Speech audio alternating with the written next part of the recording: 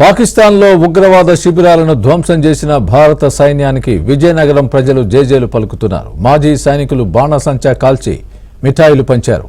ప్రధాని మోదీ ఆహ్వానిస్తే మళ్లీ సైన్యంలో చేరతామంటున్న మాజీ సైనికులతో మరిన్ని వివరాలు మా ప్రతినిధి శ్రీనివాస్ అందిస్తారు. శ్రీనివాస్, నిన్న అర్ధరాత్రి వేళ పాకిస్తాన్కి లో ఉన్నటువంటి ముష్కరమూకల ఉగ్రవాద శిక్షణా శిబిరాలపై ఒక్కసారి దాడులు చేయడం జరిగింది. ఈ దాడులు విజయవంతం కావడంతో ఆపరేషన్ సింధూర సక్సెస్ అయిందని విజయనగరంలో ఉండేటటువంటి మాజీ సైనికులందరూ కూడా సంబరాలు జరుపుకున్నారు. ఈ నేపథ్యంలో ఆ మాజీ సైనికులు మనతో ఉన్నారు. వారు ఏమంటారో ఈ యొక్క ఆపరేషన్ సింధూర పైనే మరిన్ని వివరాలు అడిగి తెలుసుకుందాం. ఈరోజు భారతదేశం గర్వంగా సంతోషిస్తున్నటువంటి రోజు. ఎందుకంటే మొన్న జరిగినటువంటి పహల్గామా దాడిలో అమాయకులైనటువంటి పర్యాటకులను ముట్టడించినటువంటి ఉగ్రవాద సంస్థలకు ఒక చిన్న బాంబు విసిరాం మనం. ఈ బాంబుకి ఇప్పటికే 9 స్థావరాలు కూలయ్యాయి. 9 స్థావరాలు ముట్టడించడం జరిగింది. సుమారు 90 మంది వరకు ఉగ్రవాదులు హతమార్చారు. భారతదేశాన్ని ఉజ్వలమైనటువంటి దేశంగా తీర్చిదిద్దాలని ప్రయత్నాలు ఉన్నటువంటి ఈ సందర్భంలో మా అమాయకుల మీద ఈ విధంగా దాడి జరగడం, దానికి ప్రతీకార చర్యగా ఈరోజు 90 మంది ఉగ్రవాదులను హతమార్చడమే కాకుండా 9 ఉగ్రవాదు సంస్థలను దహనం చేసి దాడి చేసి ఈరోజు ముష్కరులను మంట కలిపినటువంటి ఘనత భారతదేశ సైనికులకే దక్కిందని ఈ సందర్భంగా తెలియజేసుకుంటున్నాను. భారత్ మాతాకి, భారత్ మాతాకి, భారత్ మాతాకి. మీరు ఏ విధమైనటువంటి సంఘీభావం తెలియజేస్తారు భారత సైన్యంకి? కార్గిల్ వార్ ఆ చర్య కూడా సడన్గా పాకిస్తాన్ వాళ్ళు వెన్నుపోటు పొడిచి వచ్చారు.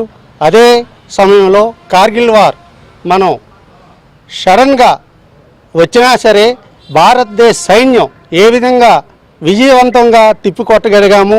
అదేవిధంగా రాత్రి జరిగిన ఆపరేషన్ సింధూర్లో అదేవిధంగా 9 స్థావరాలను 9 మిలిటరీ స్థావరాలను తుదముట్టించాము. వితిన్ 25 మినిట్స్లో ఆపరేషన్ సింధూర్ కంప్లీట్ చేసి వెనక్కి వచ్చాము. ఇది మన భారతదేశ సైనికుల తాలూకా బలం. కీలకమైనటువంటి క్లిష్టమైనటువంటి పరిణామాలు ఉత్పన్నం అయితే ఏ విధమైనటువంటి సహకారం మీరు అందిస్తారు ఇక్కడ మాజీ సైనికుల నుండి? మాజీ సైనికులుగా శ్రీ ప్రధానమంత్రి గారు ఆర్డర్ ఇచ్చినట్లయితే ప్రాణత్యాగానికైనా సిద్ధంగా ఉన్నాం. మాజీ సైనికులవి పాకిస్తాన్ కవింపు చర్యలు, పిరికిబంద చర్యలు, నీచ వ్యక్తిత్వము వాళ్ళకి 1971లో గుణపాఠం నేర్పినప్పటికి కూడాను వాళ్ళకి సిగ్గు లజ్జ ఏమాత్రం లేదు. ఇది మా మాజీ సైనికుల తలకు రక్తం ఉడికెత్తిపోతుంది. ఇప్పుడు మీరు ఒకటి ఆలోచించాలి. మేము ఇక్కడ శిబుల్లో ఇక్కడ మనం ఉండి మాకే ఎంత ఘోరమైనటువంటి మనసు బాధ కలిగిస్తుందంటే బోర్డర్ ఏరియా ఉన్నటువంటి మా తమ్ముళ్ళు, మా అన్నలు, మా తాలూకా సైన్యం ఏ విధంగా ఉన్నారో మీరు ఆలోచించారా? వాళ్ళ తాలూకా ఫ్యామిలీస్ ఎంత బాధపడుతున్నారో మీరు ఆలోచించారా?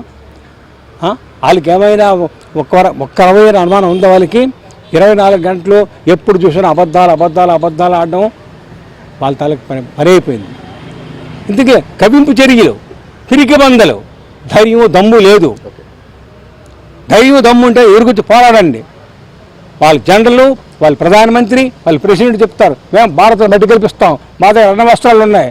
ఏముంది అన్న వస్త్రాలు? వీళ్ళు అన్న ఏ అస్త్రాలు ఉన్నాయి వీళ్ళ దగ్గర?